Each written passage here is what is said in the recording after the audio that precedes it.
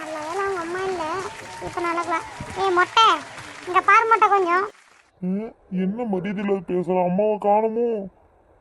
ஆமாம் ஆமாம், அம்மா இல்லை. ஐயோ இவகிட்ட தனியாக மாட்டிக்கிட்டேனே.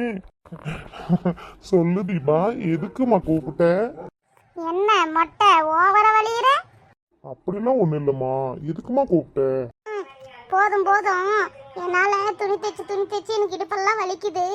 அதனால் வேற ஏதாவது கற்றுக்கலான்னுக்கிறேன். பக்கத்து வீட்டுக்கார சத்யாக்கா வந்து பியூட்டிஷியன் கற்றுக்கிறாங்களாம். அதனால் நானும் போய் பியூட்டிஷியன் கற்றுக்கலான்னுக்கிறேன். என்ன சொல்கிறீங்க நீங்கள்? ஒரு ஜாக்கெட் இது வரைக்கும் முழுசாக தைச்சிருப்பாளா?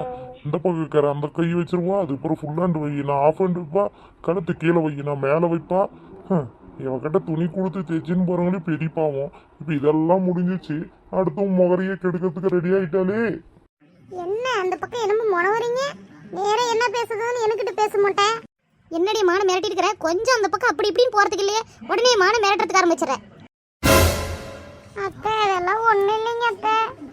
என்னடா நீ தான் ஏதாவது சொல்லு, அவதான் சொல்ல மாட்டாளே. மா தீபாவால துணி தைச்சு இடுப்பெல்லாம் வலிக்குதாம்மா, அதனால சத்யா அவங்க கூட போய் பியூட்டி பார்லர் கற்றுக்கிட்டான்னு கேட்குதுமா. ஆமா, உனக்கு ஆஃபீஸ்க்கு டைம் ஆகலையா இன்னும்? இல்லைம்மா, இன்னும் ஒரு அரை மணி நேரம் இருக்குது, அதனால தான்.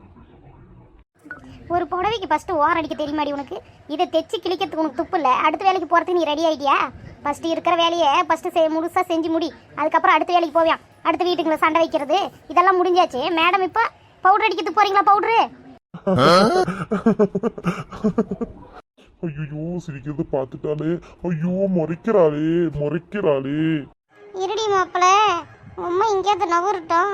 அப்படி இல்லையா ரூமுக்கு வருவல வச்சு செஞ்சு விட்டுறேன். எந்திரிச்சு போய் காப்பி போட்ட ஃபர்ஸ்ட் எடுத்துட்டா. அடுத்த தொழிலுக்கு இருக்கிற வேலையை உருப்படியாக செய்ய தெரியல. அடுத்ததுக்கு ரேஸுக்கு நான் வேற எழுந்து போந்தேன். சரிங்க அத்தை, எடுத்துட்டு வரேன். மா நல்லா வாயை அடிச்சிங்கம்மா.